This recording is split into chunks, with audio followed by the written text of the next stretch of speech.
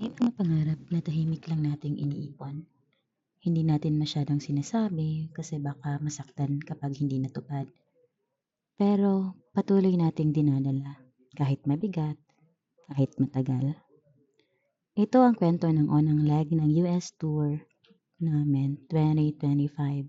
Pamilya Bidad in California.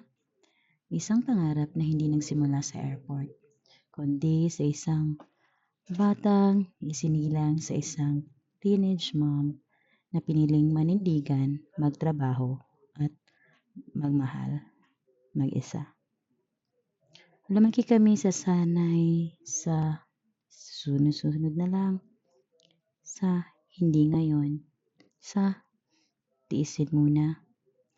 Pero kahit ganoon, may lihim kaming panalangin. Lord, balang araw makakarating din kami. At dumating ang araw na yun.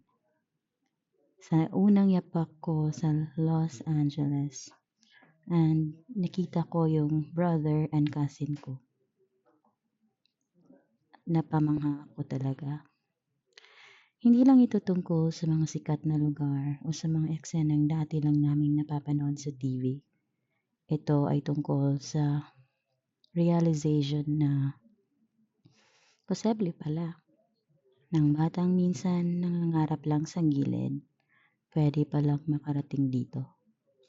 Bawat litrato ay may kasamang kwento.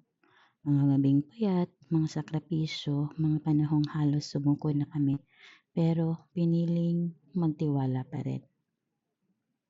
Hindi kasama si mama sa biyaheng ito. Masakit, oo. Dapat nandito siya, pero hindi pa ngayon.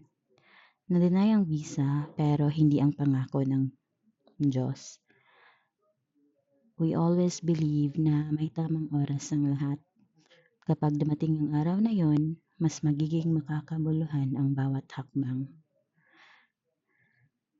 Pagdating namin sa San Francisco, parang mas lalong lumalim ang pasasalamat. Hindi lang ito paglalakbay sa ibang bansa, kundi paglalakbay pabalik sa pinanggalingan namin. Para sabihing, kinaya namin. We did it. We've been there. You never thought we will, but we did. Ito ang bunga ng mahabang pangarap na minsang tila imposibleng maabot. Isang patunay na ang mga anak ng single parent, single mom, or ang lahat ng mahihirapan na pinalaki sa tamang tapang at dasal ay may lugar din sa mundo. Kung ikaw ay katulad namin, lumaki sa hirap, may mga pangarap na pinaglalaban, ipinagpaliban, tsaka inuna yung pamilya. At minsan, tinanong ang sarili kung may patutunguhan pa ba. Ito ang paalala. Hindi ka nahuhuli. Hindi ka nakakalimutan. At ang kwento mo, ang kwento ng pamilya mo, may paroroonan. This is California for us. At para sa'yo, darating din ang araw na masasabi mo, Lord, salamat, nakakarating din kami. And here's to pray you will get there too. And thank you for listening. And sana nga you'll also get to do the things that you dream of someday with your siblings and with your parents. And just continue praying and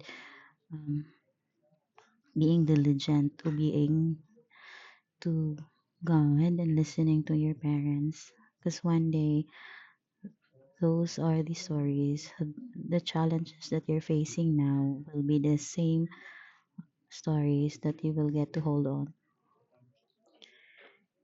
And yun, till the next time. So enjoy. So these are our photo dump of our first leg. See you on the next one. Bye-bye.